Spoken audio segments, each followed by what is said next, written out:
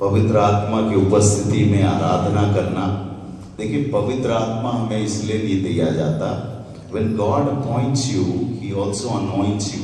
पवित्र आत्मा हमें सिर्फ इसलिए नहीं दिया जाता कि हमें चंगाई मिले, हमें छुटकारा मिले, हम आशीष पाएं। सिर्फ आएगा तो हम डेड सी बन जाएंगे ना। आना ही नहीं है, जाना भी है। ठीक है, जो हमें परमेश्वर इसलिए अभिषेक देते हैं, इसलिए अनॉइंट करते हैं और रिफ्रेश करते हैं with the fresh anointing oil, ताकि हम जाकर दूसरों को आशीष दे सके, हम दूसरों को परमेश्वर के राज्य में जोड़ने वाले हो सके। देखिए, बाइबल में भी जितने हम एग्जाम्पल्स देखते हैं, लोग बहुत कठिन परिस्थितियों से निकले, लेकिन उस कठिन परिस्थिति में ना, your greatest ministry will flow out of your pain, not out of your comfort. जो आपकी बड़ी सेवकाई है वो उस दुख से पैदा होता है। देखिए, जब दाऊद उस पैसेज में, उस तराई में से होकर जा रहा था, जहां उसे बहुत भय था कि शेर भी अटैक कर सकता है, कोई और जानवर अटैक कर सकते हैं, लेकिन उस दुख की अवस्था में, उस अकेलेपन में उसने क्या पाया? परमेश्वर की उपस्थिति। इसलिए वो कहता है कि चाहे मैं घोर अंधकार से भरी हुई तराई में होकर चलूं, हानि से नहीं डरूंगा, क्योंकि तू मेरे साथ रहता है। वो चाहता तो बोल सकता था कि प्रभु ये कैसा लाइफ आपने दिया है, बहुत बोरिंग है, मैं अकेला हूं, मेरे साथ कोई भी नहीं है। जब हम प्रियो सिर्फ नेगेटिव बातों पर फोकस करते हैं, हम परमेश्वर के काम को नहीं देख पाते अपने जीवन में। लेकिन दाऊद ने उस वक्त फोकस किया कि प्रभु क्या कर रहा है। हम ज्यादा फोकस करते हैं शैतान क्या कर रहा है, लेकिन हमें फोकस करना है प्रभु क्या कर रहा है और प्रभु के साथ चलना है, प्रभु के साथ आगे बढ़ना है। प्रियो, हम जानते हैं कि शुरू से शैतान उन लोगों को पकड़ता है जो प्रभु की उपस्थिति में रहते हैं। शैतान उन लोगों को नहीं पकड़ता जो प्रभु की उपस्थिति में नहीं है। शैतान खुद कहां रहता था? प्रभु की उपस्थिति में। और बना क्या? शैतान, है ना। लूत किसके साथ रहता था? अब्राहम, जो परमेश्वर का मित्र, विश्वासियों का पिता। और बना क्या? एक बिल्कुल ही उसकी दशा बहुत ही बद से बदतर हो गए। क्यों? शैतान उन्हीं लोग को चुनता है जहां प्रभु का काम हो रहा होता है, जहां आत्मा का काम हो रहा होता है, वहीं पर शैतान आकर अपना काम करता है। जिस दिन प्रभु आपको चुनते हैं, उसी दिन शैतान भी आपको चुनता है। यह आप पर निर्भर करता है कि आपको कौन इस्तेमाल करेगा। क्या आप प्रभु के द्वारा इस्तेमाल किए जाना चाहते हैं, या फिर नहीं तो शैतान इस्तेमाल करेगा। हम बाइबल में एक घटना पढ़ते हैं एक व्यक्ति के बारे में, उसका नाम है गेहजी। गेहजी जो है, प्रभु इसको तैयार कर रहा था अगला प्रॉफिट बनने के लिए, अगला भविष्यवक्ता बनने के लिए। एलिया के बाद उसका सेवक था एलीशा। प्रभु ने एलीशा को क्या बनाया? अगला भविष्यवक्ता। अब एलीशा का सेवक कौन था? गेहजी। गेहजी को भी प्रभु वही जिम्मेदारी देना चाहता था। लेकिन प्रियो, गेहजी के जीवन से हम सीखेंगे कि कैसे हम प्रभु की उपस्थिति में रहकर, प्रभु की बातों के बीच में रहकर भी अगर हमारा ध्यान उन बातों पर नहीं है, अगर हम प्रभु के आशीषों को अपने जीवन में उस ढंग से अनुभव नहीं कर रहे, सेल्फ फोकस्ड है। इसलिए यीशु मसीह ने कहा, यदि कोई मेरे पीछे आना चाहे तो अपने आप का इनकार करे। पौलुस कहता है ना गलतियों 2:20 में, मैं मसीह के साथ क्रूस पे चढ़ाया गया और अब मैं जीवित ना रहा, बल्कि मसीह मुझ में जीवित है। सबसे पहली चीज जो हम देखते हैं कि गेहजी जो है, he was witness of many miracles। उसने बहुत से आश्चर्य कर्म को अपने जीवन में अपनी आंखों के सामने होते हुए देखा था। Priyo, just because we are witnessing miracle, सिर्फ इसलिए नहीं कि हम आश्चर्य कर्म को अपने बीच में होता हुआ देख रहे हैं, हम सही रास्ते पर हैं। अंधे देख रहे हैं, लंगड़े चल रहे हैं, जहां भी प्रभु का सामर्थ होगा ना, जहां भी पवित्र आत्मा की उपस्थिति होगी, वहां ये सब होंगे। लेकिन सवाल ये नहीं है कि प्रभु क्या कर रहा है, क्या हम उसमें शामिल हैं, क्या हम उस योजना में चल रहे हैं, या हम सिर्फ विटनेस है।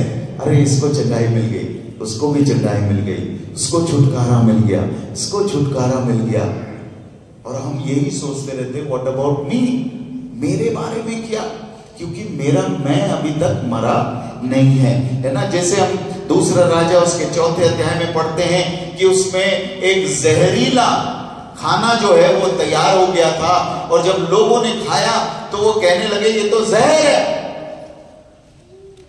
और देखा उसने, गेहजी ने, कि कैसे प्रभु के दास ने बस एक आटा लेकर उसमें डाल दिया और वो जहर खत्म हो गया। हालेलुया। इसने उसके बाद देखा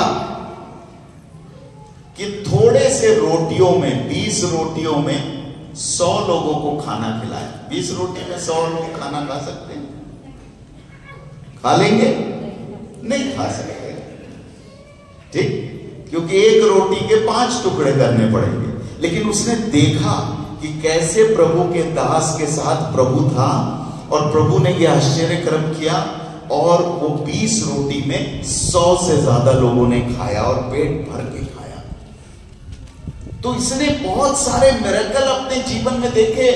इसने देखा था कि कैसे एक विधवा का लड़का दोबारा जीवित हो गया था। इसने बहुत सारे आश्चर्य कर्म को अपने जीवन में देखा था। लेकिन प्रियो, ये जो है आत्मिक रूप से इसका रुझान नहीं था, आत्मिकता की ओर नहीं था।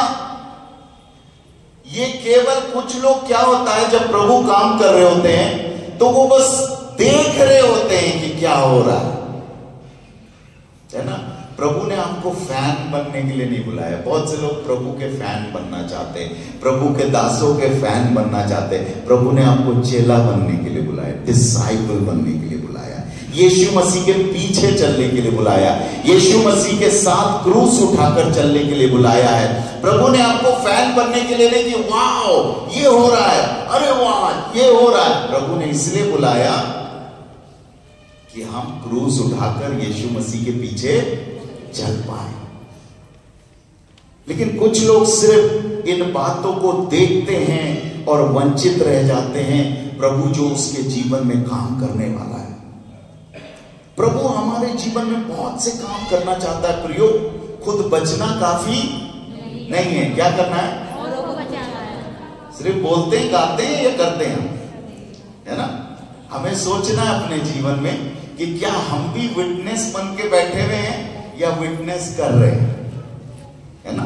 क्या हम सिर्फ देख रहे हैं या हम जाकर लोगों को बता रहे हैं कि प्रभु क्या कर रहा है और प्रभु क्या कर सकता है उनके जीवन में। बनारस के पास एक गांव में एक भाई है। वो एक दिन गांव में ऐसे जा रहे थे तो रास्ते में देखा उन्होंने छोटी सी एक कलीसिया है, वहां लोग गाना गा रहे थे तो वो भी बैठ गया। उसको क्यूरियस, वो थोड़ा सा उत्सुकता बस बैठ गया और वो देखने लगा कि ये क्या करते हैं। तो गाना वाना गाया। फिर उसने देखा कि लोग प्रार्थना करते हैं। फिर कुछ लोग खड़े होकर गवाही दे रहे थे, और जब गवाही दे रहे थे तो वो बोलते थे यीशु मसीह ने मुझे चंगा कर दिया, और सब लोग बोलते थे हालेलुया। तो इसको बड़ा अच्छा लगा। क्यों? क्योंकि इसकी वाइफ बहुत बीमार थी, 20-25 किलो की हो गई थी, बिल्कुल खटिया पे बेडरिडन। तो ये घर वापस गया शाम को और इसने कहा मैं भी अपनी पत्नी के लिए दुआ करूंगा। ये कभी चर्च नहीं गया, ये फर्स्ट टाइम था, ये कभी इसने प्रभु को नहीं जाना था, लेकिन इसके दूसरे की गवाही सुनकर इसके अंदर विश्वास आ गया था। लेकिन जब तक घर पहुंचा ये भूल गया था प्रार्थना करना कैसे। इसे 2 ही शब्द याद था, यीशु हालेलुया। तो ये अपनी पत्नी के पलंग पे बैठ गया साइड में और वहीं पर दुआ करने लगा। बोला यीशु हालेलुया, यीशु हालेलुया, बोलता रहा और थोड़ी देर में सो गया। जब उठ के देखा तो देखा पत्नी गायब, तो उसने सोचा शायद ज्यादा प्रार्थना कर दिया, तो चंगे होने की जगह क्या हो गई, पत्नी गायब हो गई। लेकिन जब वो बाहर उठकर गया और उसने देखा तो उसकी पत्नी भली चंगी बिल्कुल फ्रेश दिख रही थी। बोला क्या हो गया तुम्हें? उसने कहा कि तुमने कुछ प्रार्थना बोला और मैं चंगी हो गई। लेकिन इसको हम लोग ने सिखाया खुद बचना काफी नहीं है, औरों को। तो ये गांव में गया और जो लोग भोजपुरी बोलते हैं वो क्या करते हैं, पूरे कहानी अपना एक गाने में बोल देते हैं। गाना गा गा के पूरी कहानी बता देते हैं। एक एक गाने में 15 से 20 स्टैंजर्स होते हैं। तो इसने जाकर सड़कों पर, गांव में, हर जगह वो अपने खजड़ी बजा बजा कर गवाही देने लगा। और इससे कोई भी सवाल पूछता था ये एक ही जवाब देता था, यीशु हालेलुया ने मेरी वाइफ को चंगा कर दिया, वो तुम्हें भी ठीक कर सकते हैं, तुम्हारे रास्ते बदल सकते हैं, तुम्हारे जीवन को बदल सकते हैं। तो कुछ लोकल पत्रकार आ गए, बोले भाई साहब आपका धर्मांतरण हुआ है, कितना पैसा मिला है? बोले तुम मूर्ख हो, मैं बोल रहा हूं जब यीशु हालेलुया ने मेरी वाइफ को ठीक कर दिया। देखिए गवाही को कोई चैलेंज नहीं दे सकता है ना। मैं अंधा था अब देखता हूं, उसको कोई चुनौती नहीं दे सकता।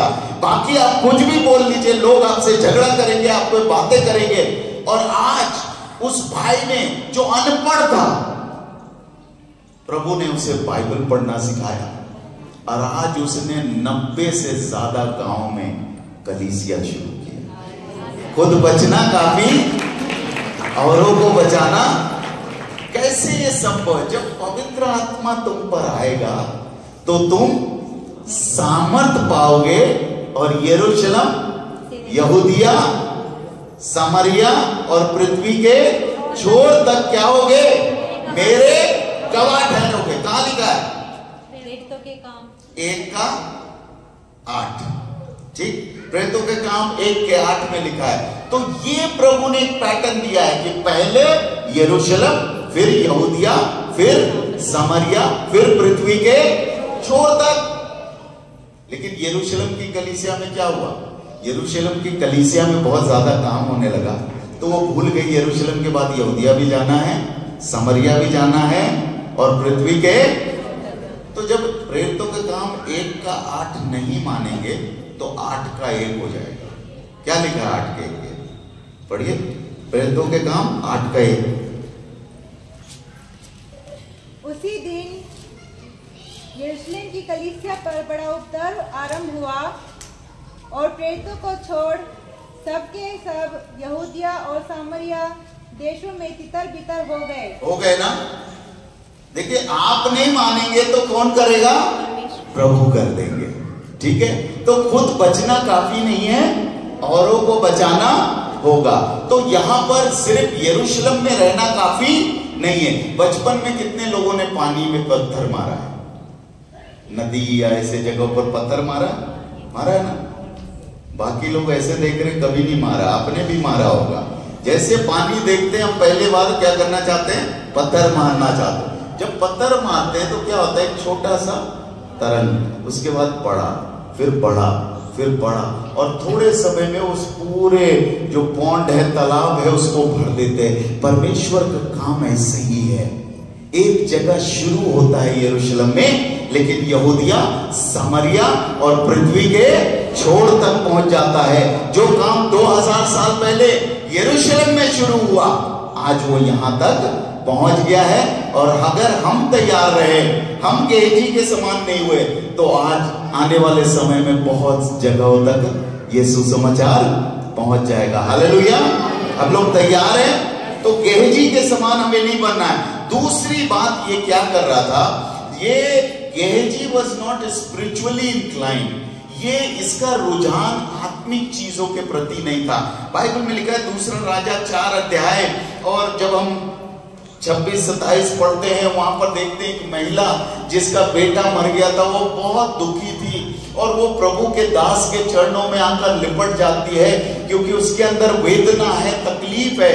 और बाइबल में लिखा है कि गेहजी जो है वो जाकर उसको हटाना चाहता है, वहां से पुश करना चाहता है, उसको दूर भगाना चाहता है। क्यों? क्योंकि वो आत्मिक घटनाओं का शारीरिक मूल्यांकन करता है। ज्यादातर लोग इस चीजों में फंस जाते हैं प्रियो। पवित्र आत्मा का काम होता है, प्रभु का बहुत सामर्थ्य ढेला जाता है, लेकिन उस आत्मा के काम में लोग शारीरिक मूल्यांकन करते हैं। यहां कलीसिया में आकर मुझे क्या फायदा हुआ, आज प्रार्थना करके क्या फायदा हुआ? क्योंकि हम ऐसे समाज में रह रहे हैं जो कंज्यूमरिस्टिक सोसाइटी है, उपभोक्तावाद, जहां सिर्फ फायदा और नुकसान देखते हैं। तो वो क्या चीज, हर चीज में क्या देखना चाहते हैं? फायदा। इससे बड़ा फायदा क्या है कि यीशु मसीह ने हमारे पाप धो दिए। इससे बड़ा फायदा क्या है कि प्रभु ने मुझ जैसे व्यक्ति को चुन लिया। इससे बड़ा फायदा क्या होगा कि उसने अपने पवित्र आत्मा को दिया। इससे बड़ा फायदा क्या हो सकता है कि वो मुझे इस्तेमाल करना चाहता है। इससे बड़ा क्या होगा? लेकिन शारीरिक मूल्यांकन करेंगे तो हमें सिर्फ यही दिखेगा कि मुझे इससे शारीरिक लाभ नहीं मिला, क्योंकि शैतान ने यही टेम्पटेशन यीशु मसीह के पास भी उसने आके दिया। उसने कहा कि कह दे पत्थरों से कि रोटियां बन जाए। आपके पास अधिकार तो है, प्रभु ने तो दिया है, तो आप पत्थरों को रोटी बना बना के खाओ, अपने लिए इस्तेमाल करो। शैतान का ये बहुत बड़ा टेम्पटेशन है। और आज बहुत से लोग, बहुत से प्रभु के दास लोग भी इसमें फंस जाते हैं। क्यों? क्योंकि हर आत्मिक चीजों का हम शारीरिक मूल्यांकन नहीं कर सकते, शारीरिक दृष्टिकोण से नहीं देख सकते, और शैतान इसी में हमें फंसा देता है कि तुम्हें इससे ये फायदा हो जाएगा, तुम्हें इससे ये फायदा हो जाएगा, और हम उसमें जैसे गेहजी था हम वैसे ही फंस जाते हैं। और जब नामान को चंगाई मिली तो गेहजी ने कहा, दूसरा राजा 5 अध्याय 20 पद में उसने कहा कि मेरे मालिक ने तो इस आराम के व्यक्ति को यूं ही, है ना, इतना आराम से छोड़ दिया होता। इतना पैसे वाला व्यक्ति आया था और इसने ऐसे ही जाने दिया। वहां पर क्या हो रहा था प्रियो? जब नामान आया, प्रभु का दास ने नामान के स्टेटस के अनुसार डील नहीं किया, प्रभु के वचन के अनुसार उसको डील किया। हम क्या होता है, कोई स्टेटस वाला व्यक्ति आता है, हम तुरंत चेंज हो जाते हैं, हम उसको आदर भाव देने लग जाते हैं, हम उसको जो प्रभु ने कहा है वो करो। और एलीशा बाहर भी नहीं आया, उसको कहला भेजा कि जा यरदन नदी में 7 बार डुबकी लगा ले और तू चंगा हो जाएगा। और प्रियो, आपको पता है नामान को बहुत गुस्सा आ गया, उसके प्राइड को, उसके घमंड को टूटना था। और वहां पर क्या हुआ, जब वो 7 बार डुबकी लगा के आ गया तो वो एक बिलीवर बन के आ गया। उसने कहा अब मुझे पता है कि सारे पृथ्वी पर यहोवा के तुल्य कोई नहीं है। लेकिन ये पहला स्टेप था। वहां पर एलीशा ने क्या किया, नामान उसको चाह रहा था, ये लो सोना, ये लो चांदी, ये लो अच्छे कपड़े, ये लो ये लो वो, उसको देना चाह रहा था। अगर एलीशा ले लेता तो नामान जाकर सबको क्या बोलता, अरे मुझे चंगाई दिया लेकिन मैंने भी तो दिया। वो प्रभु के उस आशीष को आत्मिक मूल्यांकन में नहीं देख पाता। लेकिन एलीशा जैसे प्रभु के दास होने चाहिए। 10 बार भी नामान ने बोला ले लो, थोड़ा सा ले लो और ले लो। एलीशा ने कहा मैं तेरा एक चीज भी मैं नहीं लूंगा। और प्रियो, उससे क्या फर्क पड़ा? जब प्रभु के दास ने उससे वो चीजें नहीं ली तो बाइबल में लिखा है नामान बिलीवर से एक वर्शिपर बन गया। उसने बोला अब मेरे को कुछ चाहिए, तू 2 बोरा मिट्टी दे दे, मैं ले जाऊंगा, प्रभु के लिए वेदी बनाऊंगा और जीवन भर प्रभु के आराधना किया करूंगा। हालेलुया। हम कॉम्प्रोमाइज नहीं करेंगे तो लोग आराधक बन जाएंगे प्रभु के, लेकिन शुरू ही में लोग कॉम्प्रोमाइज कर लेते हैं। तो ये घटना वहां पर घटी थी। और ये गेहजी जिसको अगला प्रॉफिट बनना है, उसने क्या बोला, अरे मेरे मालिक ने तो इसे बड़े आसानी से छोड़ दिया। तो बहुत बार हम अपने जीवन में ऐसे ही करते हैं। हम अपने जीवन में उन बातों को नहीं समझ सकते। कम से कम अगर आपको नहीं समझ में आ रहा है तो एटलीस्ट फॉलो द लीडर। अगर प्रभु के दास को प्रभु कुछ बोल रहा है करने के लिए, वो तो देखकर उसकी सुन लो। लेकिन कुछ लोगों को क्या होता है, शैतान बोलता है अरे छोड़ो, इस अगुए के अधीन में क्यों रहना, मैं तुम्ही को अगुआ बना देता हूं, है ना। लोगों को बहुत पसंद आता है। जो अगुए नहीं है, जिनको प्रभु ने अभी तक अगुआ नहीं बनाया, उनको अगुआ बनना बहुत अच्छा लगता है। हारून के साथ यही हुआ ना, हारून को प्रभु ने प्रीस्ट बनाया था, अगुआ नहीं बनाया था। लेकिन शैतान ने क्या किया, लोगों को उकसा के हारून को अगुआ बना दिया। जब मूसा पहाड़ पर था तो हारून ने क्या किया, लोगों को लीड नहीं किया, मिसलीड किया और उनको उस बछड़े की उपासना में एक ऐसे भयंकर पाप में गिराया जो प्रभु ऊपर 10 आज्ञा का पहला आज्ञा दे रहा था कि तू मुझे छोड़, पहली 2 आज्ञा उसी विषय में है। तो जब आपको प्रभु ने जब तक अगुआ नहीं बनाया है, आप अगुए के साथ अगर प्रभु ने रखा है, कम से कम उनको देखकर सीखिए कि अगर मेरा अगुआ नहीं ले रहा है नामान से कुछ, तो मुझे भी नहीं लेना चाहिए। लेकिन शैतान बोलता है तुम ज्यादा समझदार हो, तुम्हारा मालिक तो ऐसे ही है, तुम ज्यादा समझदार हो, अपने मन से कर लो। प्रियो, मैं इसीलिए आज ये वचन आपके साथ शेयर कर रहा हूं कि हम आत्मिक दुनिया में रहते हैं। नामान जो था वो आशीष लेकर चला गया, लेकिन गेहजी जिसको अगला भविष्यवक्ता बनना था, वो कुछ और बनने जा रहा है। क्यों? क्योंकि वो किसी को फॉलो नहीं कर रहा, वो अपने मन के अनुसार चल रहा है। उसके मन में जो लालसा हो रही है उसके अनुसार चल रहा है। दूसरा राजा 4 अध्याय में जब हम पढ़ते हैं तो एलीशा ने उस स्त्री को बोला कि मेरा लाठी लेकर मेरा ये सेवक चला जाएगा, और उसको बोला जाकर उस पर लगाना और वो ठीक हो जाएगा। तो उस स्त्री ने कहा नहीं प्रभु के दास, मैं तो चाहती हूं कि तू ही मेरे घर आए। तो अंत में एलीशा तैयार हो गया जाने के लिए, और जब जाने लगा तो बाइबल में लिखा है कि गेहजी ने क्या किया, उसका लाठी लिया और तुरंत जल्दी से दौड़कर वहां चला गया और जल्दी से उस लड़के को जो मृत पड़ा था छूने लगा। क्यों? है ना, looking for an opportunity to promote yourself. आज प्रियो, हम ऐसे जमाने में रह रहे हैं जहां स्पिरिट ऑफ सेल्फ प्रमोशन, खुद को प्रमोट करना, परमेश्वर के राज्य को प्रमोट नहीं करना। किसको प्रमोट करना? खुद को प्रमोट करना, है ना।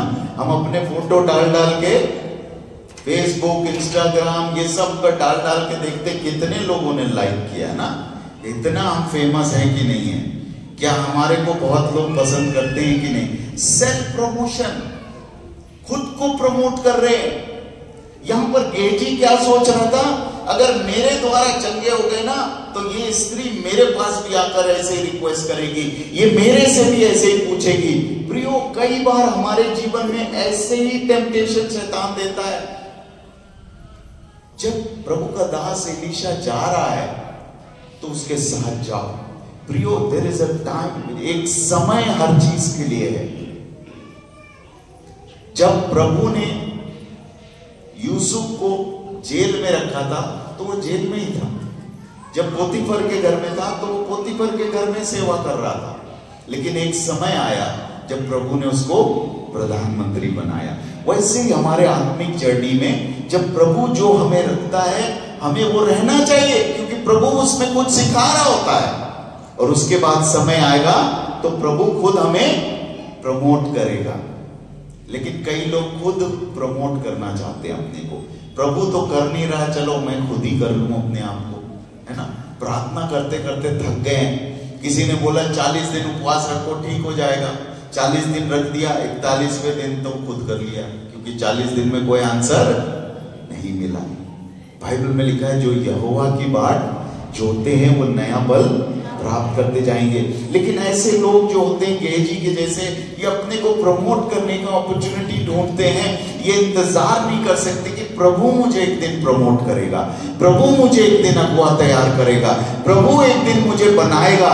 तो ऐसे लोगों के अंदर वो सेल्फ जो है, मैं जो है, शैतान उसको बढ़ा रहा होता है। प्रियो, हम प्रभु की उपस्थिति में रहते हैं, प्रभु के दास के साथ रहते हैं, आश्चर्य कर्मों को देखते हैं, लेकिन फिर भी हम प्रभु से दूर रहते हैं। और उसके बाद क्या हुआ? बाइबल में लिखा है, दूसरा राजा 5 और 20 आयत में लिखा है, परमेश्वर के जीवन की शपथ, मैं उसके पास दौड़कर जाऊंगा। यहां पर क्या है? वो प्रभु का नाम ले रहा है।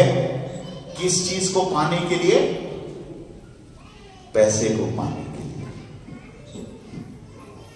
और वो वहां पर जाकर नामान से झूठ बोलकर उससे पैसा लेकर आ जाता है और वो सोचता है कि मैं अब बहुत चैन सुख से रहूंगा, है ना। He is using the name of holy God into his unholy transaction, है ना।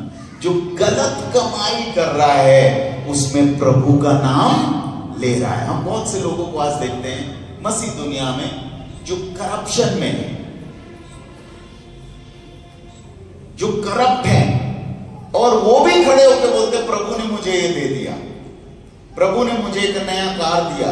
आपने क्या प्रभु के आशीष का इंतजार किया था, या आपने कहीं और से अंडर द टेबल लेकर कार खरीद लिया और नाम किसका लगा दिया? प्रभु ने दिया है। ये गेहजी के समान लोग हैं प्रियो।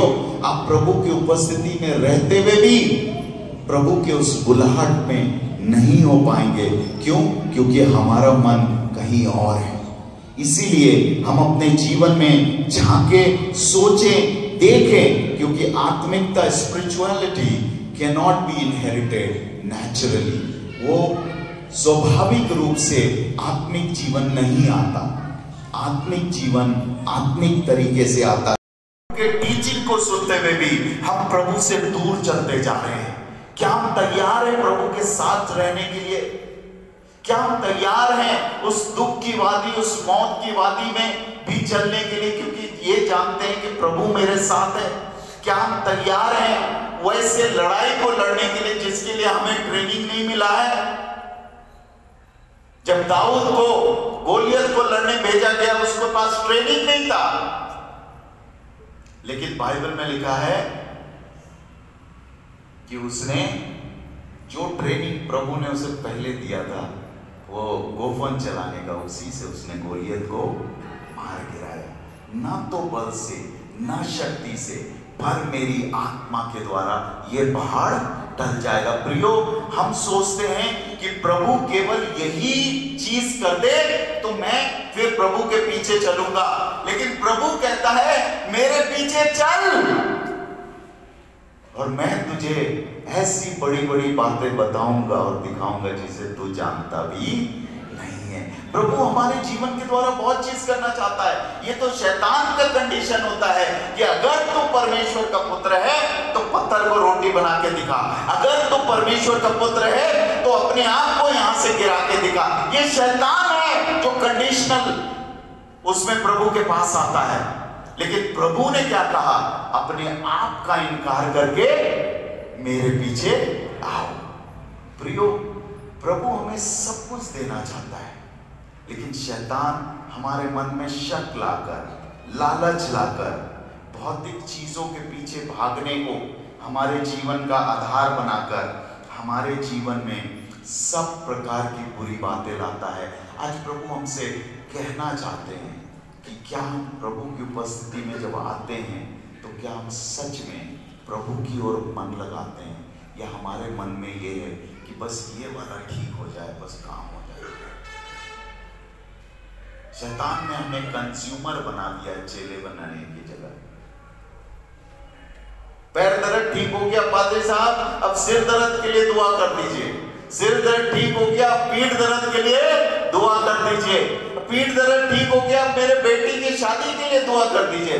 बेटी की शादी हो गई भाई साहब, अब दुआ कर दीजिए कि मेरे बेटे का काम लग जाए। बेटे का काम लग गया भाई साहब, दुआ कर दीजिए कि अब बेटे का काम में और तरक्की हो जाए। और तरक्की हो गया तो प्रार्थना करिए कि बेटे के पास शादी हो जाए। शादी हो गया तो बेटे के पास एक अच्छा बच्चा हो जाए, बच्चा हो गया तो अब उस बच्चे का एडमिशन हो जाए। मतलब क्या है, हम सिर्फ मांगना चाह रहे हैं, सिर्फ हमें शैतान, मैं ये नहीं बोल रहा नहीं मांगना चाहिए, लेकिन क्या हम सिर्फ मांगेंगे ही, सिर्फ हम पाने के लिए आए हैं, या हम प्रभु के लिए कुछ करना चाहते हैं? चेलों ने क्या किया, अपना नाव, अपना वो जाल और अपने पिता सब को छोड़ा और प्रभु के पीछे चलने लगे। उन्हें क्या मिला? वो सब प्रभु के लिए शहीद हो गए। प्रभु ने हमें ऐसी बुलाहट के लिए बुलाया है, प्रभु ने हमें ऐसे बुलाहट के लिए बुलाया है जिसमें बहुत से कष्ट हो सकते हैं। पहले हम लोग छोटे थे तो हम गाना गाते थे, जब से प्यारा यीशु आया मेरा जीवन बदल गया। जब यीशु आते तो हमारा जीवन बदलता है। अब हम क्या गाना गाते हैं? हालात बदल जाते हैं यीशु तेरे आने से। मैं बदलूं ना बदलूं, हालात जरूर बदल जाए प्रभु, यही हम चाहते हैं। मैं नहीं बोल रहा यीशु के आने से हालात नहीं बदल जाए, लेकिन फोकस बदल गया है कि प्रभु मैं नहीं बदलूंगा लेकिन मेरा हालात बदल दीजिए। प्रियो, आज प्रभु हमें एक बड़ी बुलाहट से बुलाना चाहते हैं और चाहते हैं जब हम आने वाले समय में प्रभु के दुख, क्रूस, मृत्यु, पुनरुत्थान, ये सब के बारे में अध्ययन करेंगे। प्रियो, हम अपने जीवन के बारे में सोचें कि प्रभु ने मेरे लिए ये सब क्यों किया और आज मैं प्रभु के लिए क्या कर रहा हूं। क्या मैं तैयार हूं क्रूस उठाने के लिए?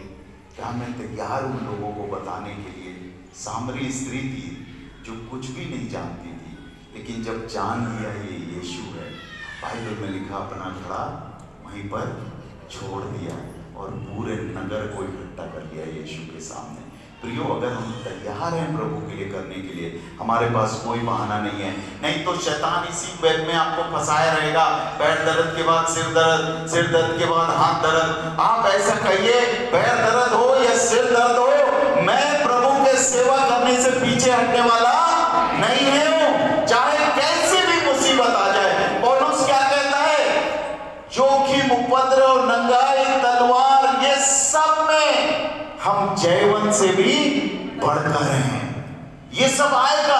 पौलुस को 5 बार 39 कोड़े मारे, 3 बार बेतों से मारा गया, 1 बार पत्थरवाह किया गया, 2 बार जहाज टूट गए, 1 बार सांप ने काट लिया, लेकिन वो इन सब में क्या है? जयवंत से भी बढ़कर है। और देखिए, जिसने सबसे ज्यादा दुख सहा उसने ही सबसे ज्यादा प्रभु की सेवा भी की।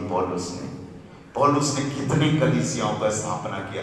प्रभु से हम सिर्फ अच्छाई, भलाई, कंफर्ट नहीं, God is more interested in your character than your comfort. प्रभु आपको बनाना चाहता है कुम्हार के हाथ में मिट्टी के समान अपने जीवन को दे दे। जब प्रभु के हाथ में 5 रोटी और 2 मछली आने से कैसा अद्भुत आश्चर्यकर हुआ। आप इमेजिन करें आपका जीवन प्रभु के हाथ में, कितना अद्भुत प्रभु इस्तेमाल करेगा।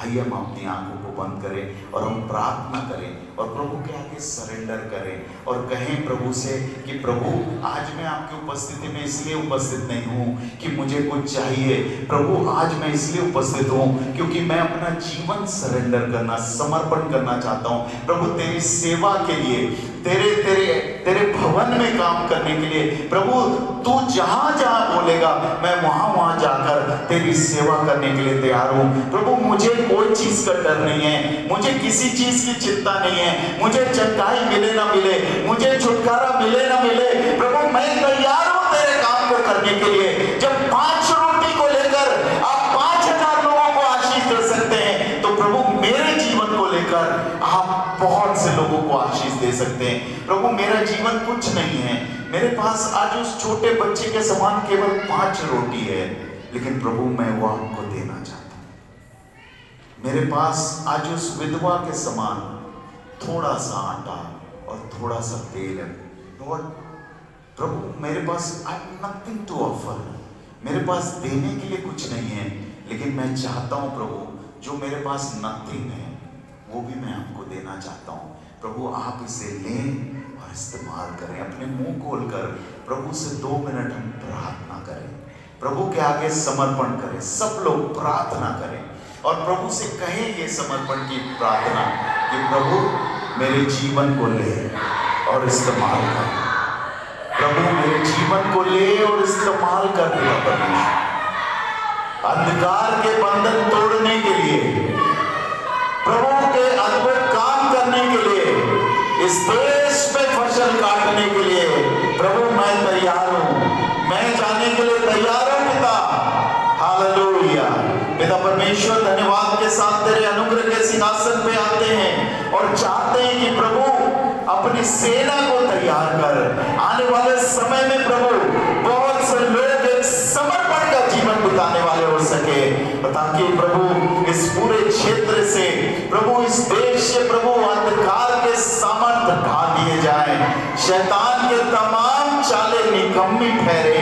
यीशु मसीह के नाम से हर एक बंधन टूट जाए और प्रभु आपका सामर्थ, आपका प्रेजेंस, पवित्र आत्मा की उपस्थिति बहने पाए। प्रभु आज हर एक को छुएं जो अपने जीवन को प्रभु तेरी वेदी के आगे समर्पण कर रहे हैं। यीशु मसीह के नाम से मांगते हैं, आमीन। प्रभु आप सबको आशीष